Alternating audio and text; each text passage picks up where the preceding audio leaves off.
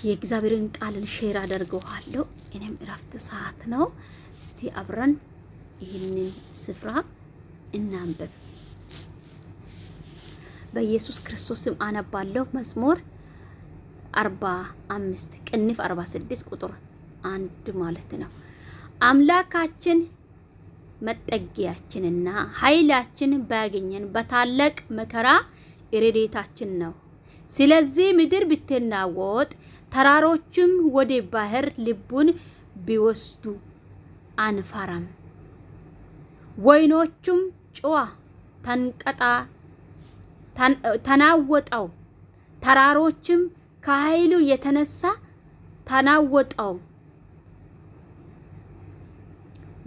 የወንዞችም ፈሳሾች የእግዚአብሔር ከተማ ደስ ያሰኛሉ። ልዑል ማደሪያ ቀደሰው። እግዚአብሔር በመካከል ነው፣ አትናወጥ። እግዚአብሔር ፈጥኖ ይደርሳታል። አሕዛብም ተናወጡ፣ መንግስታትም ተመለሰው። እርሱም ቃልን ሰጣ፣ ምድርም ተንቀጠቀጠች። የሰራዊት ጌታ ከእኛ ጋር ነው። የያዕቆብ አምላክ መጠጊያችን ነው። የእግዚአብሔር ሥራ በምድርም ያደረገው ታምራትን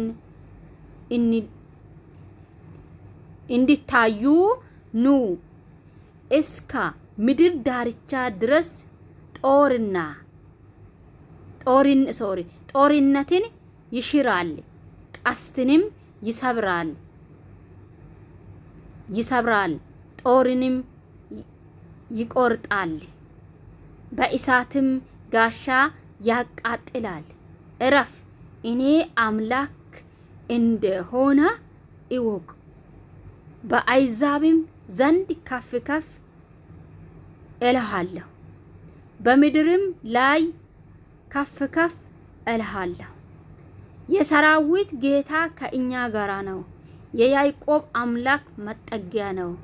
ኢየሱስ ለዘላለም ጌታ ነው።